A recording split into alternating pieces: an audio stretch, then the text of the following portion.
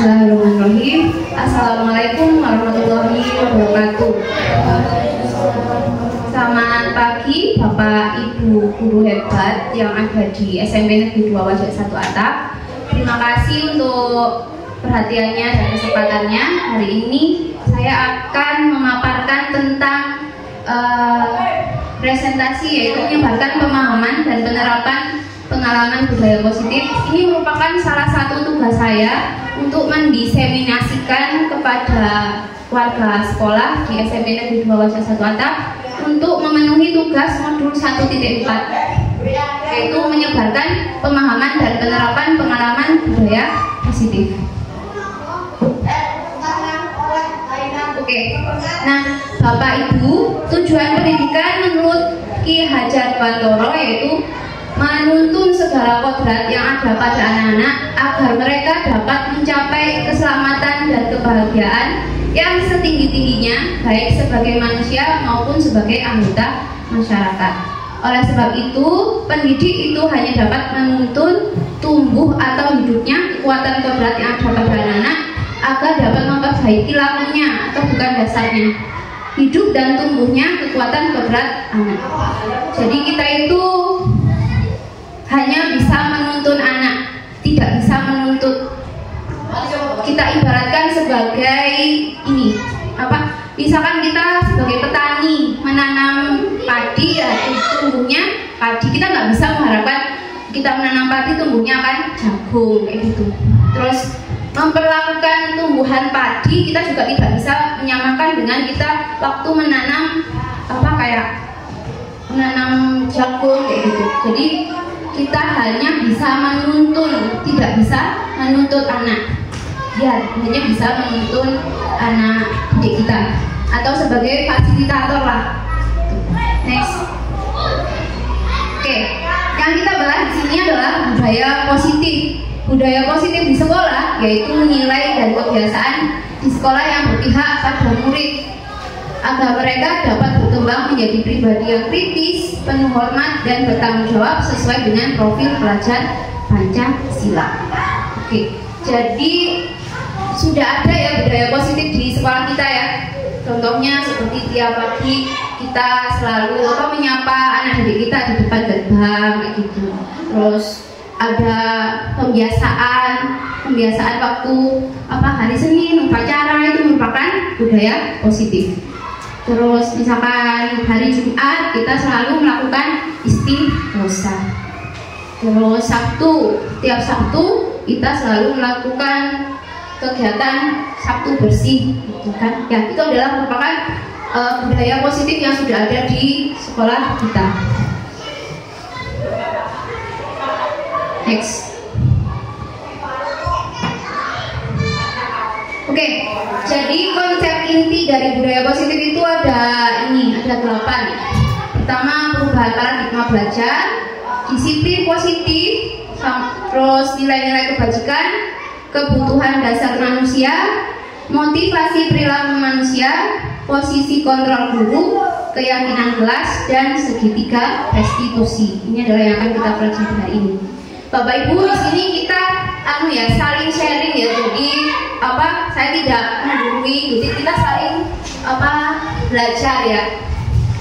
Silakan next. Nah, pertama, pembelajaran dengan paradigma baru. Perubahan paradigma baru atau kurikulum baru. Kurikulum kita sekarang adalah kurikulum merdeka. Pembelajaran dengan paradigma baru merupakan pembelajaran yang dirancang berdasarkan prinsip pembelajaran berdiferensiasi sehingga para peserta didik belajar sesuai dengan kebutuhannya berdasarkan tahap perkembangannya sesuai teori psikologi modern untuk mewujudkan profil pelajar Pancasila. Jadi maksudnya berdiferensiasi sekarang itu kita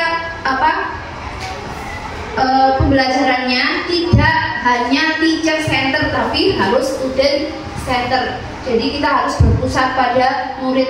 Jadi tidak melulu ceramah saja.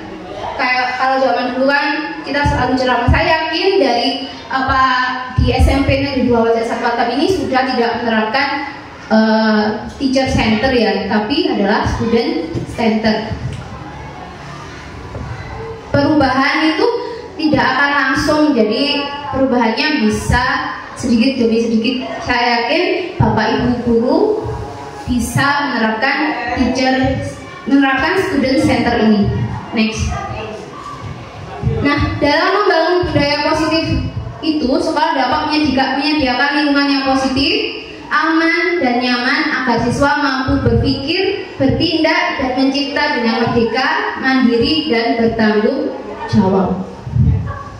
Nah, disiplin ini juga sangat berkaitan dengan kontrol guru terhadap siswa.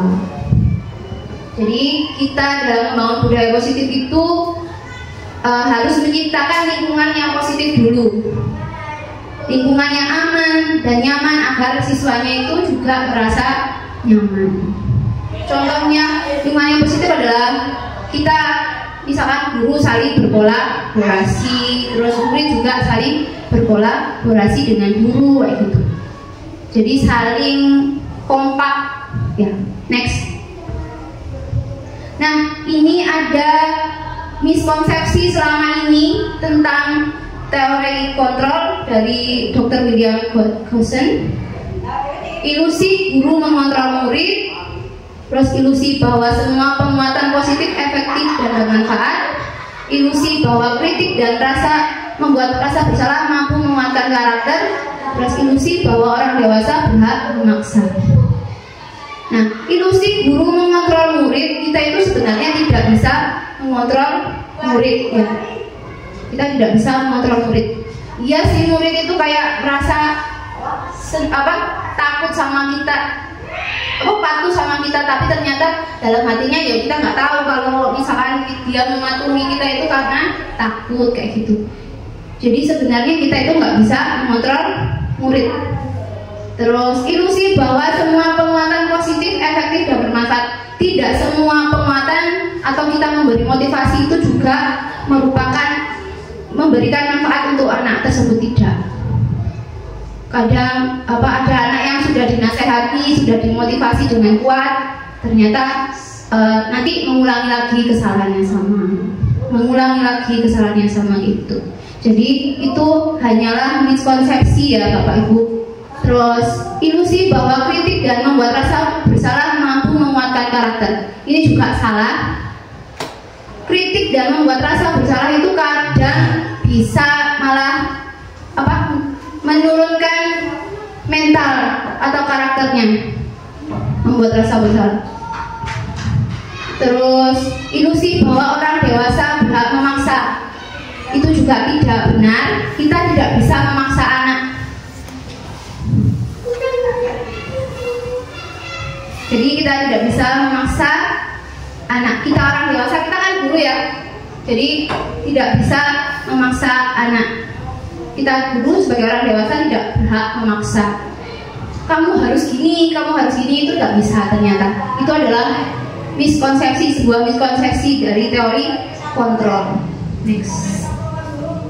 Nah, kita harus mengubah paradigma stimulus respon ke pendekatan teori kontrol.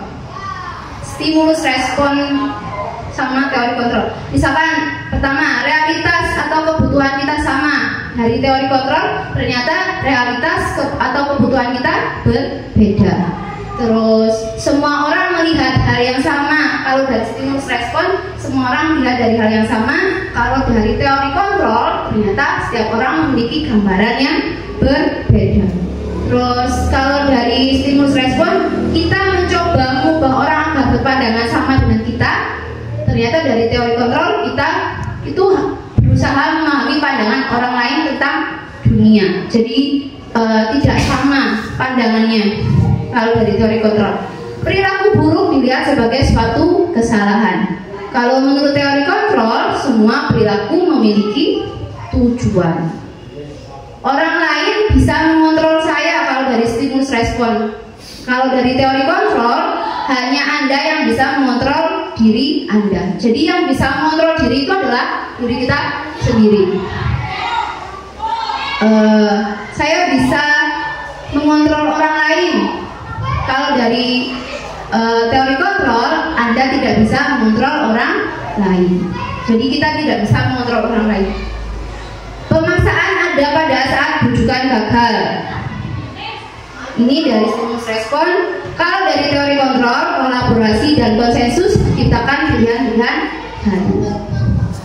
Model berpikir menang atau kalah menurut stimulus respon. Kalau menurut teori kontrol, model berpikir menang. Oke, itu tadi kita harus merubah stimulus respon ke teori kontrol ya. Nah, sekarang kita masuk ke disiplin positif. Apa sih sebenarnya disiplin positif itu, Bapak Ibu? Disiplin itu berasal dari kata disiplina, yang artinya adalah belajar. Disiplin mengacu pada disiplin diri yang memiliki tanggung jawab terhadap apa yang dilakukannya berdasarkan nilai-nilai yang diyakini. Nah, disiplin positif merupakan salah satu cara penerapan disiplin yang bertujuan untuk menumbuhkan kesadaran serta memberdayakan peserta didik tanpa imbalan, penghargaan atau reward atau ancaman atau hukuman. Jadi disiplin positif itu sebenarnya adalah menumbuhkan kesadaran diri atau memberdayakan peserta didik tanpa kita harus memberikan imbalan, ancaman atau hukuman. Jadi disiplin positif itu akan muncul dalam diri kita, dalam diri anak-anak sendiri gitu loh. Jadi bukan karena akan mendapat ujian, akan mendapat penghargaan, atau karena takut mendapat hukuman, atau karena takut mendapat ancaman. Itu adalah disiplin positif. Namun dalam budaya kita, makna kata disiplin telah berubah menjadi sesuatu yang dilakukan seseorang pada orang lain untuk mendapatkan kepatuhan. Kecenderungan umum adalah menghubungkan kata disiplin dengan ketidaknyamanan, bukan dengan apa yang kita hargai atau pencapaian suatu tujuan mulia. Benar enggak? Kalau selama ini disiplin itu menurut kita seperti itu, benar ya? Nah, tapi kita harus sekarang merubah. Kalau disiplin positif itu merupakan penerapan disiplin yang bertujuan untuk menumbuhkan kesadaran serta memberdayakan peserta didik tanpa imbalan, penghargaan atau hukuman. Next. Nah, di sini ada juga pengertian disiplin adalah kemampuan memerintah diri sendiri dalam mengontrol dan menguasai diri untuk memilih tindakan yang mengacu pada nilai-nilai yang kita hargai dengan penuh tanggung jawab tanpa terperintah orang lain. Nah, nilai-nilai yang kita hargai adalah nilai kebajikan atau sifat positif manusia yang merupakan tujuan mulia yang ingin dicapai setiap individu, yaitu nilai-nilai dalam profil pelajar Pancasila. Profil pelajar Pancasila itu dimensinya ada 6 ya, Bapak Ibu ada yang tahu? Pertama, mandiri, kreatif, terus apa lagi? Gotong royong, berkebinekaan global, terus apa lagi? Ada yang tahu? Berkebinekaan global, bernalar kritis, ya, terus mandiri tadi ya. Udah, apa lagi satu? Udah semua? Oke. Sebagai pendidik, tujuan kita adalah menciptakan peserta didik yang memiliki disiplin diri sehingga mereka berperilaku mengacu kepada nilai-nilai kebajikan universal dan memiliki motivasi intrinsik atau motivasi internal dalam perubahan perilaku yang lebih baik. Jadi adalah tugas kita sebagai pendidik, Bapak Ibu, untuk menciptakan disiplin positif atau disiplin diri dalam diri anak-anak kita. Next. Udah mengerti ya Bapak Ibu tentang disiplin positif? Oke, tadi kita membahas nilai-nilai kebajikan. Nilai-nilai kebajikan, nilai yang disepakati bersama, lepas dari suku bangsa, agama, bahasa maupun latar belakangnya. Contoh nilai kebajikan institusi atau organisasi. Kalau dari profil pelajar Pancasila ini tadi satu ya kurang ya, ada beriman dan bertakwa. Ini Bapak Ibu. Terus berakhlak mulia, berkebinekaan global, gotong royong, mandiri, kreatif, dan bernalar kritis. Ini adalah nilai-nilai kebajikan yang harus kita tumbuhkan pada anak-anak, apalagi yang beriman dan bertakwa pada Tuhan Yang Maha Esa. Ini adalah nilai yang dasar.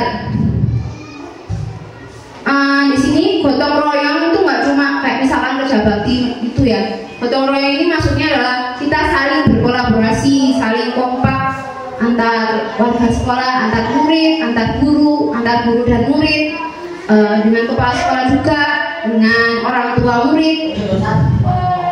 Terus ini dari Ibu Primary Years Program atau BIP, toleransi itu adalah nilai-nilai kebajikan. Ada rasa hormat, terus ada integritas, mandiri, menghargai, antusias, empati, keingintahuan, kreativitas, kerjasama, percaya diri, dan komitmen. Kalau dari keterampilan hidup atau life skill, dapat dipercaya, terus lurus hati, pendengar yang aktif, tidak merendahkan orang lain, dan memberikan yang terbaik dari diri. Ini adalah kata-kata atau nilai-nilai kebajikan atau kata-kata positif. Next. Nah, kebutuhan dasar manusia. Kebutuhan dasar manusia itu apa sih? Kebutuhan dasar manusia adalah segala sesuatu yang kita lakukan untuk mendapatkan apa yang kita inginkan. Seluruh tindakan yang kita lakukan memiliki tujuan tertentu, dan semua usaha terbaik yang kita lakukan adalah dalam rangka agar kebutuhan dasar kita terpenuhi dengan baik. Itu adalah pengertian dari kebutuhan dasar manusia. Next. Nah, kebutuhan dasar manusia itu ada 5. Pertama, bertahan hidup atau survive. Terus ada rasa kasih sayang dan rasa diterima, love and belonging. Terus ada kebebasan atau freedom, ada kesenangan, fun, ada penguasaan atau power. Next. Ini adalah kebutuhan dasar-dasar manusia. Nah, ini ada sebuah kasus Bapak Ibu. Ini Ibu Ria, guru kelas 6 SD di SD Permai, sedang bingung menghadapi salah satu murid di kelas bernama Agus. Beberapa anak telah datang dan mengeluhkan Agus yang seringkali meminta bekal makan siang mereka dengan paksa. Jika Anda menghadapi situasi seperti Bu Ria, apa yang Anda lakukan? Menurut Anda, kira-kira apa alasan Agus melakukan hal itu? Apa yang Bapak Ibu lakukan? Apakah langsung menghukum atau kita menanyanya dulu? Menanyanya dulu ya. Kita harus tanya alasannya Agus itu apa. Next. Nah, dalam konteks penerapan disiplin positif, Ibu Ria sebaiknya mencari tahu ya. Kita cari tahu alasan Agus melakukan tindakan tersebut agar mengetahui kebutuhan mana yang sedang berusaha dipenuhi oleh Agus. Misalkan dalam kebutuhan bertahan hidup atau survival, misal Agus mungkin lapar dan orang tuanya tidak membawakannya makan siang. Kalau bertahan hidup ya. Kalau untuk rasa kasih sayang dan rasa diterima, mungkin Agus ingin diperhatikan temannya, lebih diperhatikan temannya atau cari perhatian. Kalau dari kekuasaan atau power, dia merasa hebat karena temannya jadi takut dan menuruti keinginannya. Itu kalau dari rasa penguasaan atau kebutuhan penguasaan atau power. Kalau freedom atau kebebasan, Agus itu merasa bosan dengan bekal yang dibawakan oleh orang tuanya karena selalu bekal yang sama gitu. Jadi dia itu kayak bosan, bekalmu kok itu aja sih gitu. Terus kalau dari fun atau kesenangan, Agus hanya iseng dan dia menikmati ekspresi wajah temannya yang besar. Ada ya anak yang kayak gitu ya. Jadi kayak seneng sama temennya jengkel gitu. Udah. Jadi ada fun atau kesenangan. Nah, itu ternyata Bapak Ibu ada 5 kebutuhan dasar manusia. Jadi tiap anak itu pasti punya alasan berbuat seperti itu. Next. Nah, motivasi perilaku manusia untuk menghindari ketidaknyamanan atau hukuman itu terus ada yang untuk mendapatkan imbalan atau penghargaan dari orang lain, terus ada yang untuk menjadi orang yang mereka inginkan dan menghargai diri sendiri dengan nilai-nilai yang mereka percaya. Nah, untuk dua ini, menghindari ketidaknyamanan atau hukuman dan untuk mendapatkan imbalan atau penghargaan dari orang lain, itu merupakan motivasi ekstrinsik atau motivasi dari luar. Nah, kalau yang ini untuk menjadi orang yang mereka inginkan dan menghargai diri sendiri dengan nilai-nilai yang mereka percaya, itu merupakan motivasi intrinsik atau motivasi internal. Nah, tujuan dari disiplin positif itu kita harus menjadikan orang yang mereka inginkan dan menghargai diri sendiri dengan nilai-nilai yang dipercaya. Itu adalah tujuan dari disiplin positif, harus menumbuhkan motivasi intrinsik dari dalam diri. Next. Nah, dalam motivasi itu adalah motivasi perilaku manusia, itu ada hukuman, ada konsekuensi, dan ada restitusi. Nah, selama saya dalam pendidikan guru penggerak ini, saya baru belajar tentang restitusi ini, Bapak Ibu. Selama ini saya hanya tahu kalau ada hukuman dan konsekuensi. Ternyata selama ini ada yang namanya restitusi. Itu adalah hal baru yang saya pelajari dalam pendidikan guru penggerak. Nah, kalau hukuman itu biasanya tidak terencana atau tiba-tiba. Jadi kita langsung menghukum tanpa kayak kita emosi langsung menghukum anak gitu kan biasanya ya. Terus ada murid kan tidak tahu, murid itu tidak tahu apa-apa yang akan terjadi atau tidak dilibatkan. Jadi hukuman itu hanya bersifat satu arah. Jadi dari guru aja gitu kan biasanya. Terus biasanya hukuman berupa hukuman fisik atau psikis. Kalau yang psikis ini biasanya kayak kata-kata yang menyakiti mereka gitu. Itu akan merusak down gitu loh anaknya Marian. Itu akan bertahan lama Bapak Ibu. Jadi kita harus hati-hati dalam berkata kepada anak didik kita. Misalkan dikatai gurunya apa gitu, nanti pas kita sudah dewasa akan teringat, guruku biar tahu gini kayak gitu. Jadi kata-kata kita itu akan selalu teringat oleh murid kita. Jadi kita harus berhati-hati dalam berkata. Itu yang saya pelajari selama pendidikan guru penggerak. Jadi kita harus mulai belajar untuk berhati-hati dalam berkata supaya tidak menyakiti anak didik kita. Nah, konsekuensi itu terencana, disepakati sesuai peraturan, terus murid tapi tetap dibuat tidak nyaman.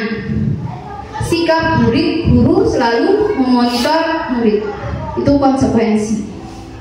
Kalau restitusi, proses menciptakan kondisi bagi murid untuk memperbaiki kesalahan. Terus proses kolaboratif yang mengajarkan murid untuk mencari solusi sendiri. Jadi itu restitusi untuk menciptakan kondisi bagi murid untuk memperbaiki kesalahannya. Terus ada proses kolaboratif yang mengajarkan murid untuk mencari solusi sendiri. Next. Nah, ini jadi di tampilan ini hukuman itu adalah yang membuat anak-anak memiliki identitas yang gagal, akan membuat anak-anak membuat identitas gagal. Kalau konsekuensi dan restitusi itu akan membuat anak-anak menemukan identitas yang sukses. Hukuman sesuatu yang menyakitkan harus terjadi. Kalau konsekuensi sesuatu yang harus terjadi. Kalau restitusi merupakan pilihan. Terus hukuman biasanya tidak nyaman untuk murid atau anak untuk jangka waktu yang panjang. Jadi hukuman itu jangka waktunya membuat anak-anak itu tidak merasa nyaman dalam waktu yang panjang. Terus ada konsekuensi juga tidak nyaman untuk murid atau anak, tapi dalam jangka waktu yang pendek. Untuk restitusi memuatkan untuk murid atau anak dalam jangka waktu yang panjang. Jadi restitusi itu dapat menguatkan murid dalam waktu jangka yang panjang. Ada korban mendapatkan keadilan. Ini ada korban apa itu?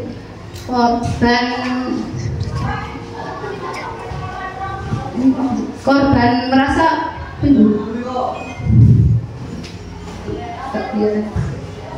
korban bisa diabaikan. Terus korban mendapatkan ganti kalau restitusi. Nah, kalau hukuman, murid atau anak akan tersakiti. Kalau konsekuensi, murid anak akan dibuat tidak nyaman. Kalau restitusi, murid atau anak mendapatkan penguatan. Terus kalau hukuman perilaku pasif agresif meningkat.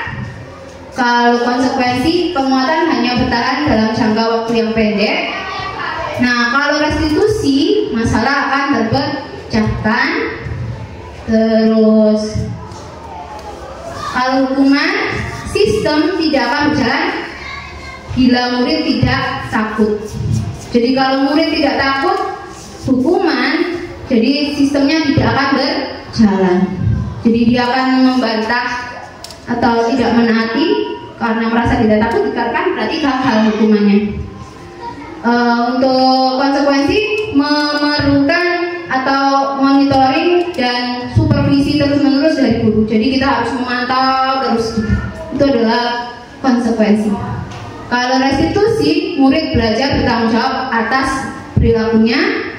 Selanjutnya, berlaku hanya pada sebuah institusi, tidak berlanjut pada kehidupan nyata kalau hukuman. Peraturannya adalah kamu harus, gitu kan biasanya. Jadi kalau hukuman itu biasanya berlaku pada institusi, tidak berlaku pada kehidupan yang nyata. Terus yang konsekuensi, membantu penerapan mengikuti peraturan dalam masyarakat. Terus kalau restitusi, fokus pada pemecahan masalah dalam jangka waktu yang panjang. Oh, ini kata-kata yang kalau konsekuensi,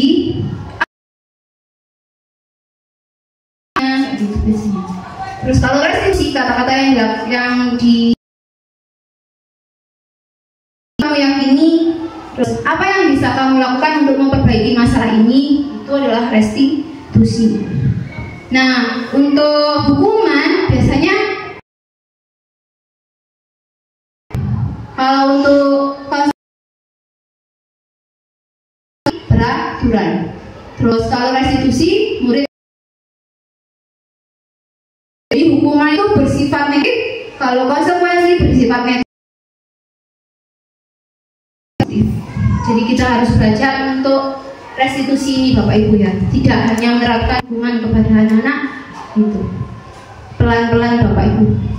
Ya, kita bisa belajar untuk restitusi. Next. Oke, ini ada kasus juga. Iva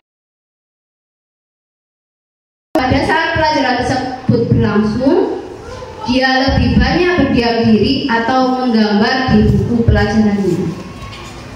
Pada saat guru matematikanya, Pak Seno, menanyakan pertanyaan Iva menjadi gugup dan sengaja menjatuhkan tasnya dari kursi, serta tiba-tiba menjadi gagap pada saat berupaya menjawab. Seluruh kelas pun tertawa melihat perilaku Iva yang bicara tergagap dan terkejut tersebut. Pak Seno saat itu membiarkan teman-teman Iva menertawakan Iva yang tergagap dan malu luar biasa, dan malahan minta Iva untuk maju ke depan dan berdiri di depan kelas sambil menunjuk hidungnya karena tidak bisa menjawab pertanyaan Pak Seno. Kelas semakin gaduh dan anak-anak pun tertawa melihat Iva di depan kelas memegang ujung hidungnya. Kira-kira Bapak Ibu setuju nggak atas tindakan Pak Seno ini? Setuju? Tidak. Menurut Anda, tindakan Pak Seno terhadap Iva ini merupakan hukuman, konsekuensi, apa restitusi? Iya, hukuman. Hukumannya ini ada dua ya, fisik dan psikis. Hukumannya fisik, dia maju ke depan kelas itu kan merasa malu gitu ya. Terus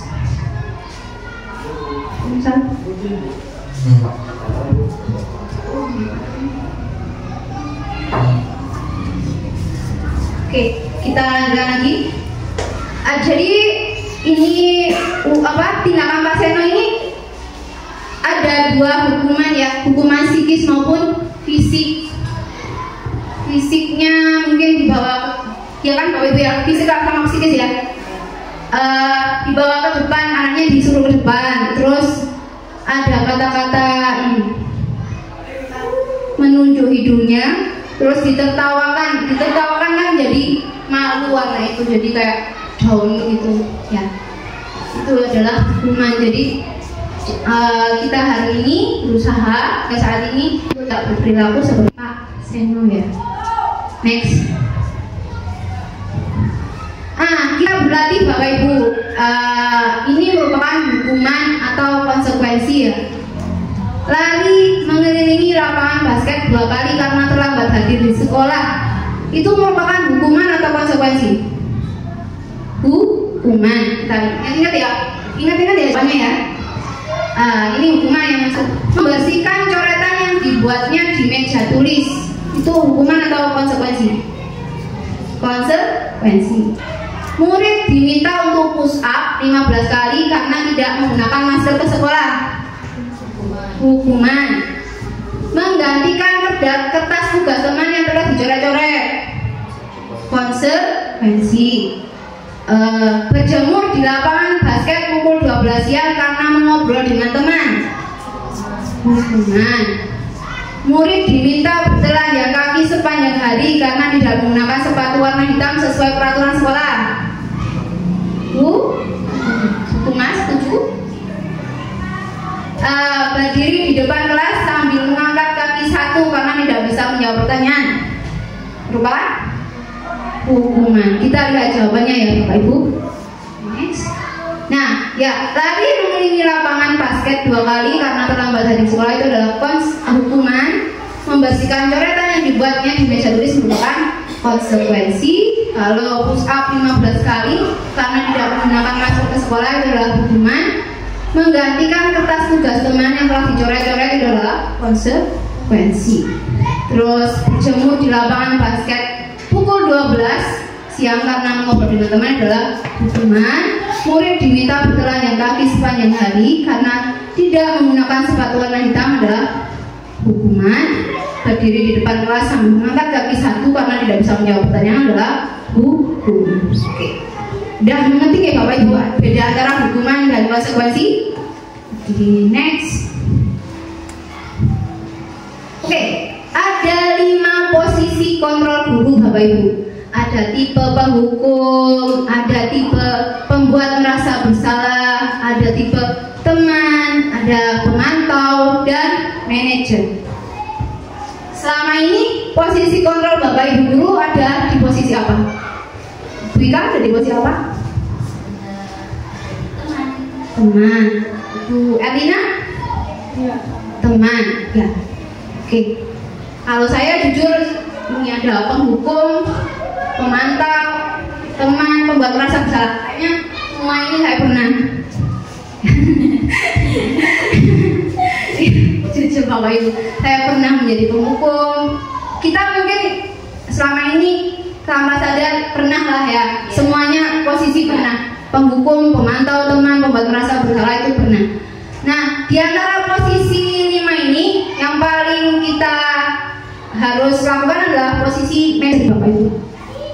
Kita next terus.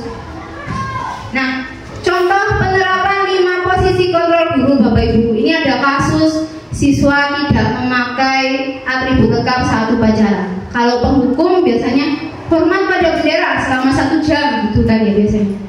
Kalau pembuat merasa bersalah, berapa kali sih ibu bapak harus memberitahu kamu selalu saja mengecewakan ibu bapak. Itu adalah pembuat merasa bersalah. Next. Ada tipe teman. Ayo dong ikuti aturan sekolah. Tolong bantu ibu ya sekali ini. Ya sudah, tidak apa-apa. Lain kali jangan sampai berbuat seperti ini lagi ya. Jadi tipe teman itu mudah memaafkan. Mudah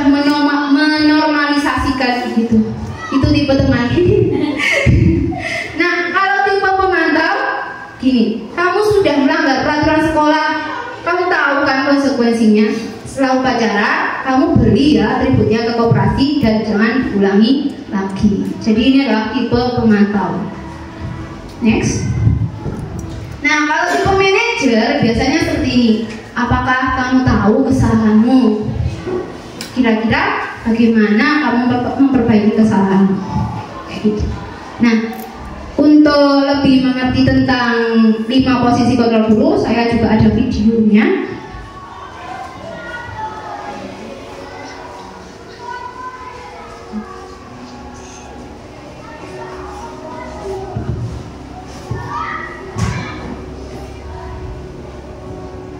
Ini adalah 5 posisi kontrol guru dalam penyelesaian masalah.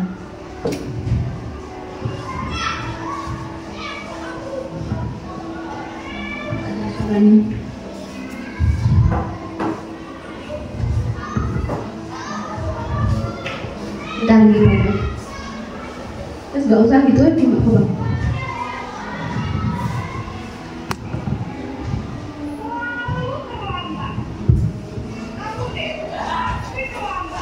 Dengar gak ibu bapak punya masukan dikit gak apa-apa wes. Kita mau gak mau.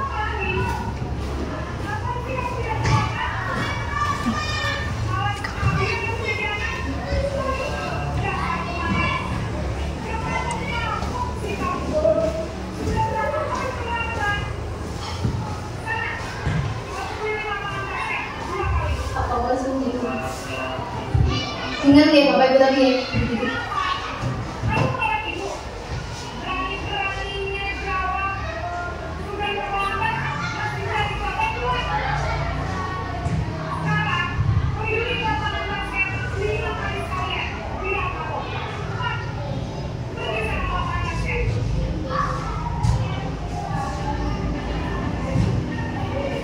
Ini posisi pembuat merasa bersalah.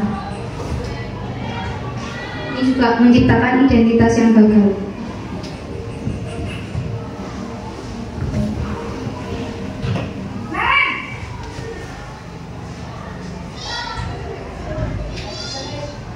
Ibu. Naren, kamu kenapa terlambat lagi, nak? Ya Tuhan, Naren, kamu senang ya bikin ibu susah ya? Kalau kamu terlambat lagi, nanti ibu yang ditegur bapak kepala sekolah, nak. Bisa nggak ibu tidak mau minta kamu?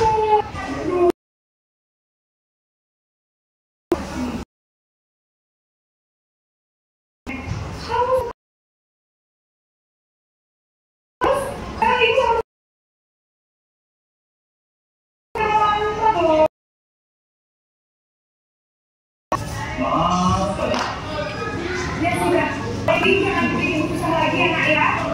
Tidak akan apa lagi kalau kamu gini terus. Bisa jatuh kali kalau ibu tegur bapak kepala sekolah. Saya cepat kelas. maaf ya Bu. Maaf sekali. Ini posisi sebagai teman.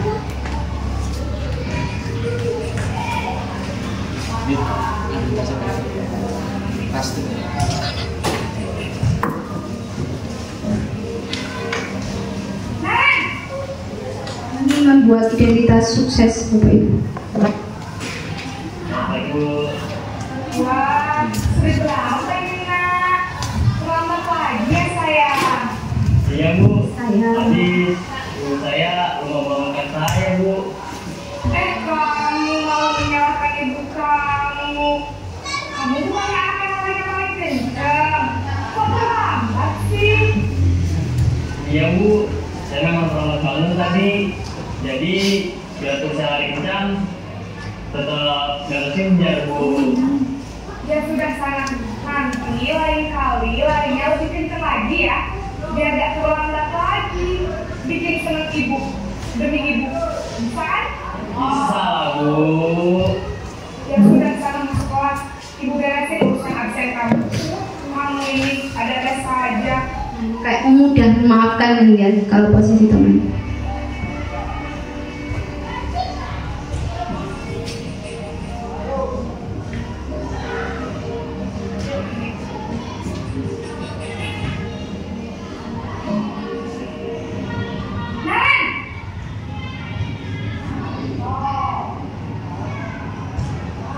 Ibu. Naren, apa peraturan sekolah kita tentang jam berapa kita harus masuk sekolah, nak? Kita harus di sekolah jam 7, Bu. Iya betul, sekarang sudah jam 7.20. Naren sudah tahu konsekuensinya jika terlambat hadir? Paham, Bu. Saya harus tinggal kelas pas jam istirahat selama 20 menit. Iya benar, konsekuensinya demikian. Jadi nanti jam 9.30 pas istirahat, kamu harus tinggal di kelas, kerjakan tugas tambahan untuk ketertinggalan kamu, ya? Baik, Bu. Ini posisi yang menjadi tujuan kita untuk menciptakan motivasi intrinsik.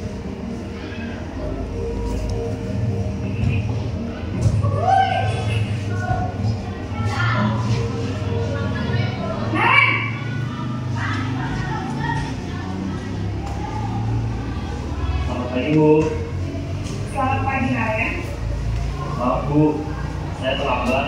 Iya, sekolah masuknya jam 7, sekarang sudah jam 7.20. Jadi sekarang bagaimana ini, Naren? Maaf, Bu. Saya lupa soal saya semalam. Baiklah, menurut kamu, keyakinan sekolah yang mana yang perlu kamu tingkatkan? Menghargai diri sendiri dan orang lain mungkin, ya, Bu. Setuju. Jadi, apakah Naren meyakini prinsip saling menghormati tersebut? Iya, Bu. Saya meyakininya. Apakah Naren bersedia memperbaiki masalah keterlambatan ini? Bersedia, Bu. Bagaimana kamu akan memperbaiki masalah keterlambatan ini? Saya akan coba untuk tidak lupa menyetel alarm saya, Bu.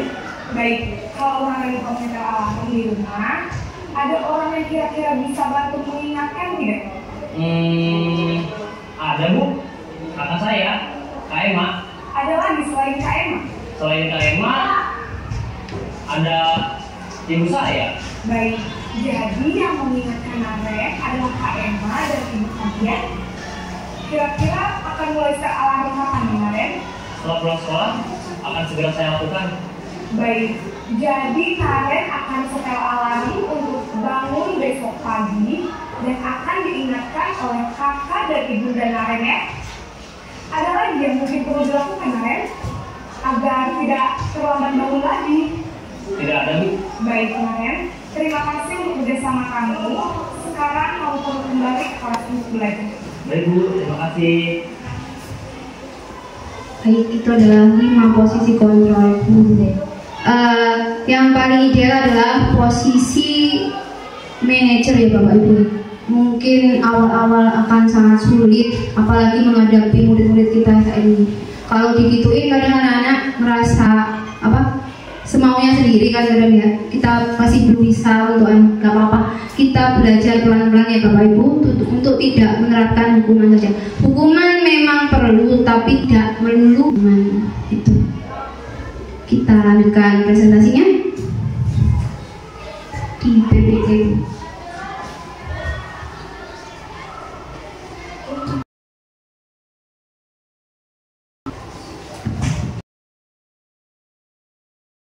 Tentang 5 posisi kontrol komputer. Next. Nah, kira-kira aku, misalkan saya kecewa sekali dengan kamu, itu kira-kira apa Bapak Ibu? Pemberi hukuman atau teman pembuat rasa bersalah, kira-kira apa Bapak Ibu?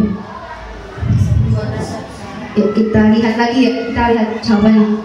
Next. Ya, pembuat merasa bersalah. Next. Kamu tidak pernah benar lakukannya. Apa Bapak Ibu?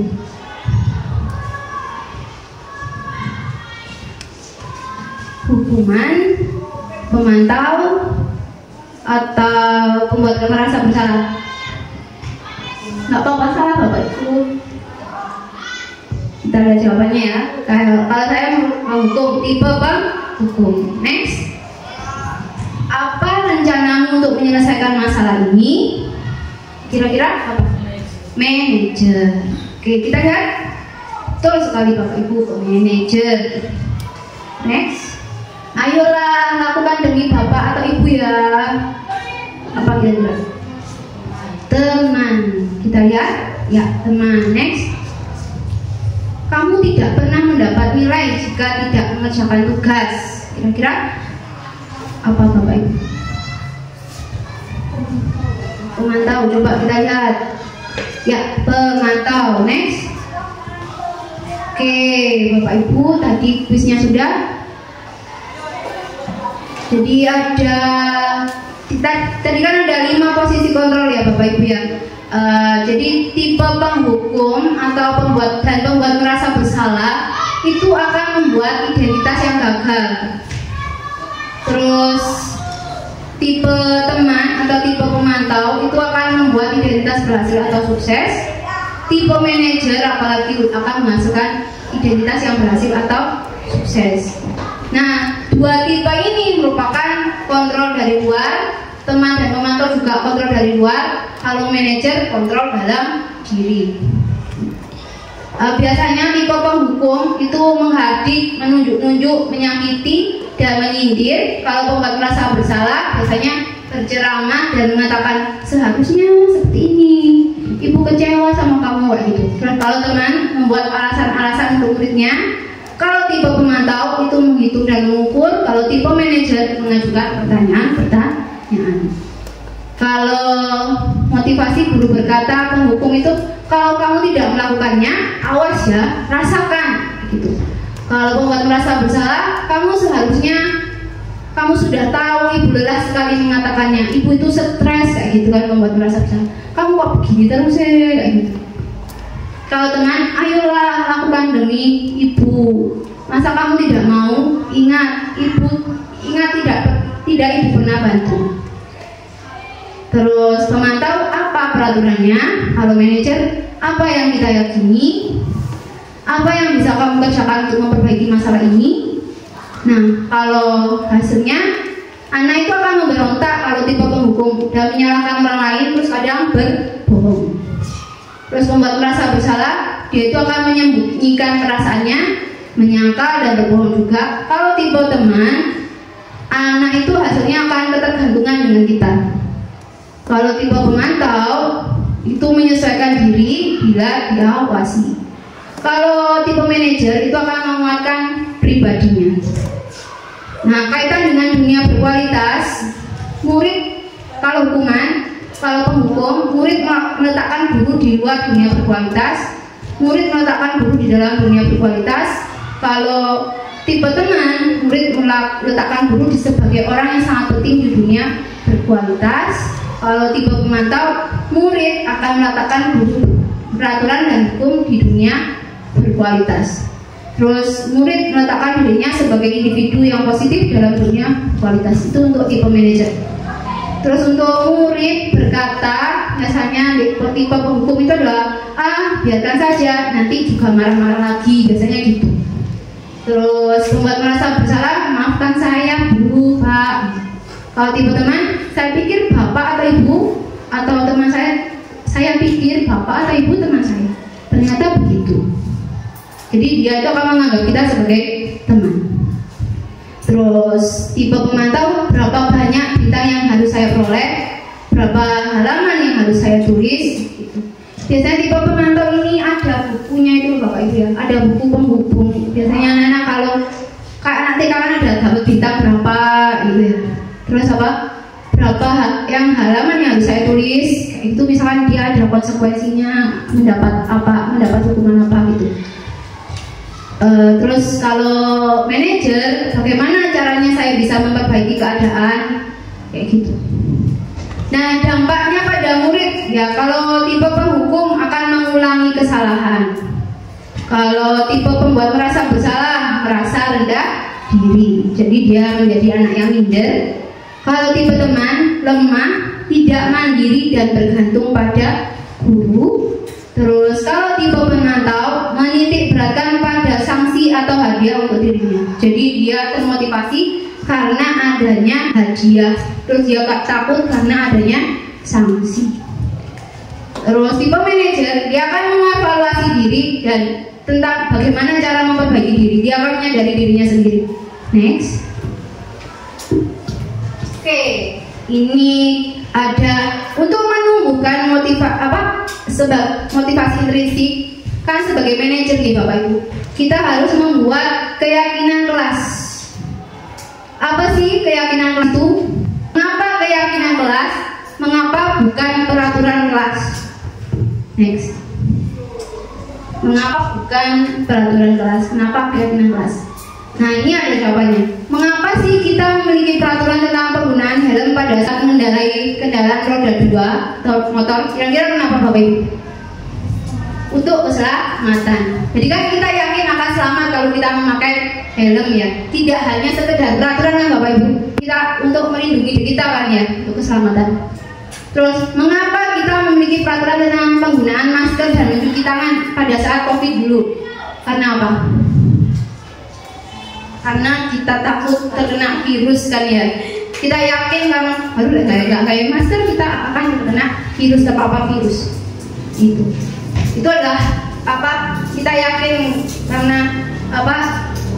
Ya tidak kena COVID gitu kan ya. Itu adalah bedanya keyakinan dan peraturan. Kalau peraturan ya itu dibuat secara umum gitu ya. Kalau keyakinan kelas kita yakin bahwa itu akan bermanfaat untuk kita, membuat kita merasa aman, membuat kita merasa selamat, nyaman gitu. Next. Oke, keyakinan kelas. Guru berperan dalam mewujudkan terbentuknya keyakinan kelas dengan adanya kesepakatan guru dan murid. Keyakinan kelas berupa pernyataan universal atau umum yang mudah diingat, dipahami, dan harus diterapkan dalam lingkungan sekolah.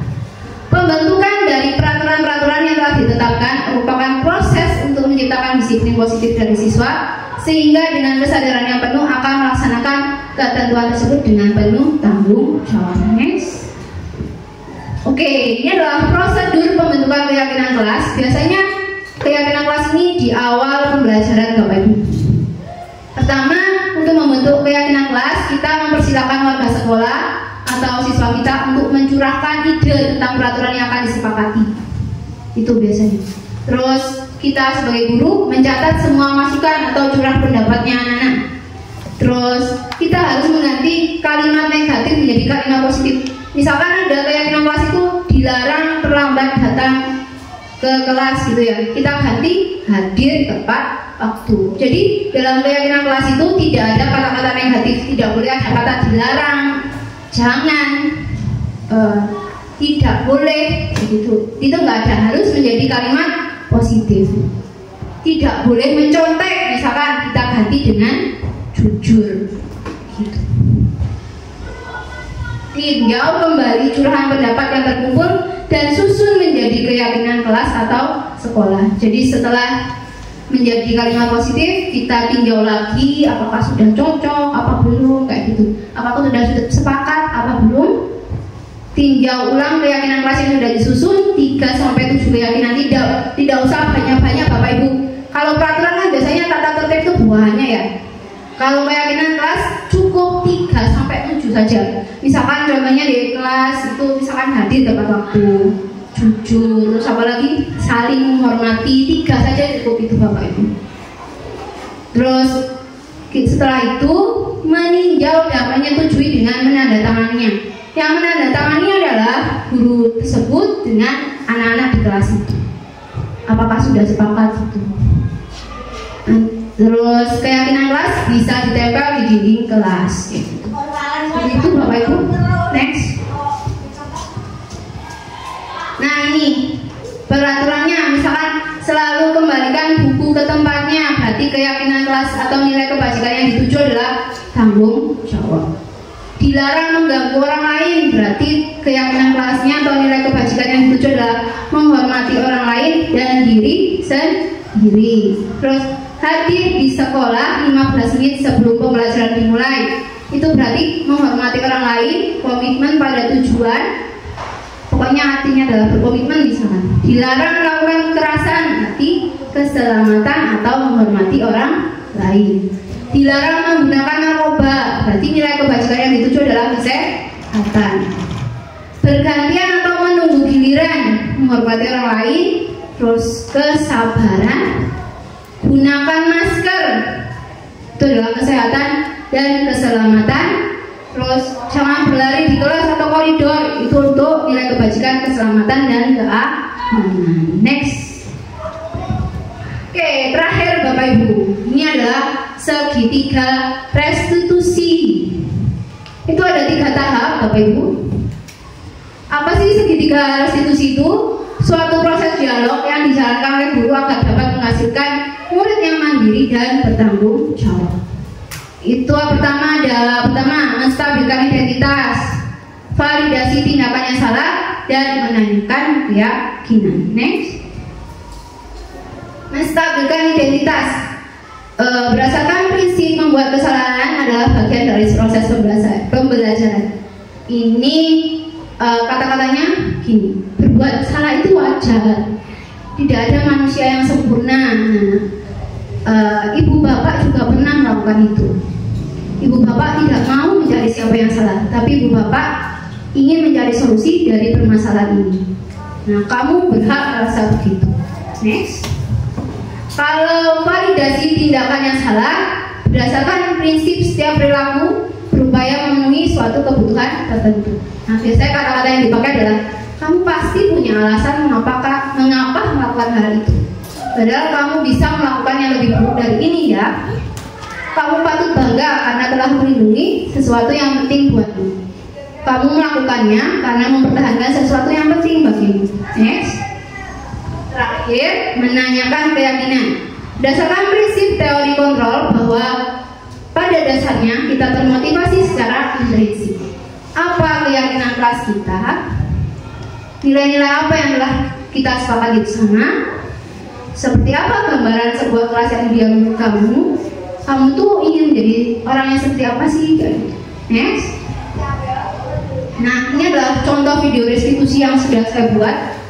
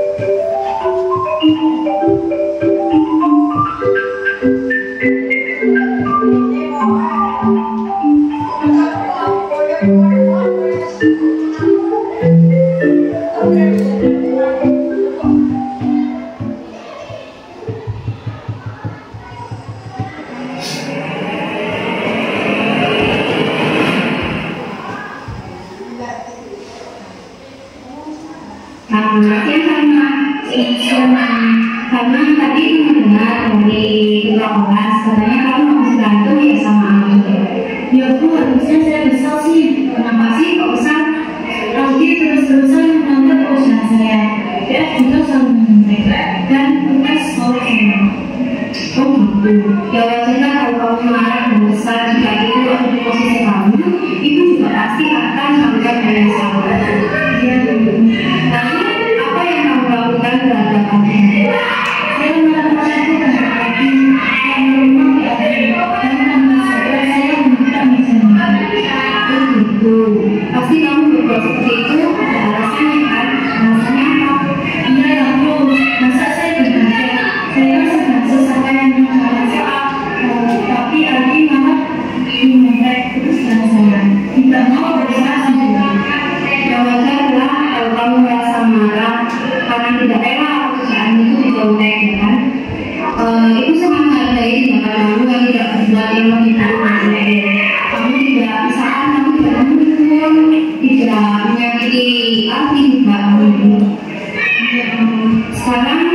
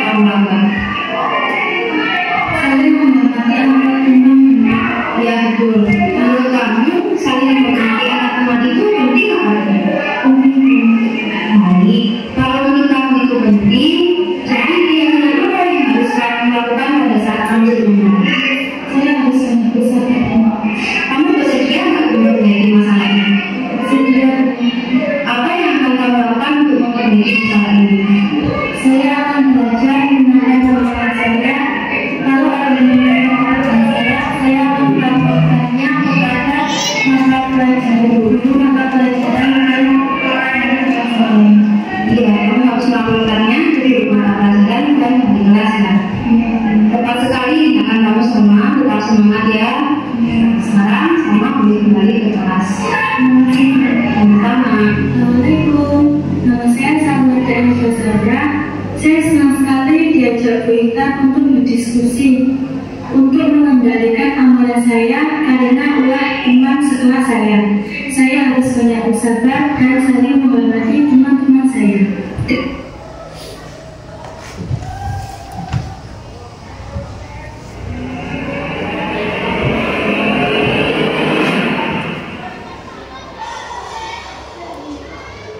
Selamat siang teman-teman. Mungkin mendengar laporan dari Ibu. Katanya kamu sering datang terlambat sekarang. Ya, Menurut ingatan kamu, sudah berapa kali kamu datang terlambat? sudah 3 kali itu. Sering terlambat itu suatu kesalahan atau bukan? Ya, Baik teman, membuat kesalahan itu manusiawi sekali. Setiap orang pasti pernah berbuat kesalahan. Yang terpenting kita bisa belajar dari kesalahan tersebut dan berusaha untuk memperbaikinya. Setuju? setuju. Nah, kita cari solusinya sekarang bersama-sama ya. Karena sering terlambat pasti ada alasannya. Alasannya apa sih? Karena terlambat. Karena saya sering datang bersembunyi itu berarti jadi saya pulang itu. Kamu tahu nggak keyakinan kelas yang telah disepakati? Tahu, Kalau terlambat datang ke sekolah itu, apa yang sudah kamu langgar keyakinan kelas ini? sipil, Menurut kamu, disiplin itu penting nggak untuk kamu? penting. Karena bisa membuat saya dalam kesempatan itu dan bisa membawa waktu. Benar sekali, menghargai waktu itu penting dan sangat bermanfaat untuk kita. Nah, seperti kita juga menghargai orang-orang di sekitar, pekerjaan yang tidak menumpuk, dan kita juga dapat melatih rasa peduli. Saya sering terlambat, saya minta maaf dan sering terlambat. Iya, Mak, sikap yang sangat baik sudah kamu lakukan dengan cara meminta maaf seperti ini. Menurut kamu, apa yang kamu lakukan, apa yang harus kamu lakukan supaya tidak datang terlambat lagi? Saya harus lebih cepat, tapi tidak rahasia tidak. Kamu bisa mengajarkan sekolah.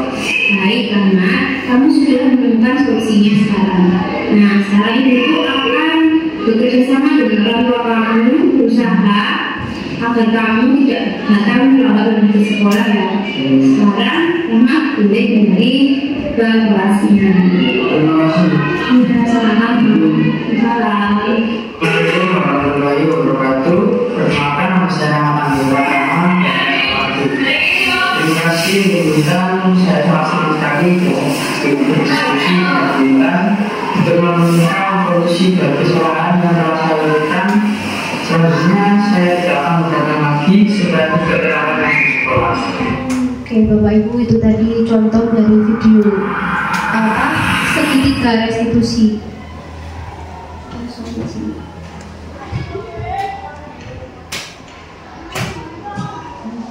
Oke, Bapak Ibu, itu tadi contoh video segitiga restitusi yang merupakan tugas saya.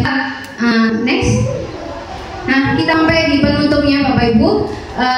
Kesimpulannya adalah dalam penerapan program disiplin positif, hendaknya guru memiliki standar kepribadian, profesional dan sosial yang baik, di mana guru mampu merefleksi dirinya dalam posisi kontrol saat ini.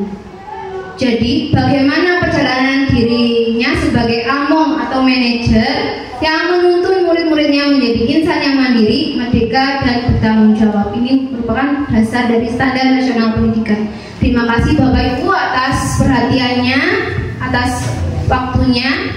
Terima kasih. Wassalamualaikum warahmatullahi wabarakatuh.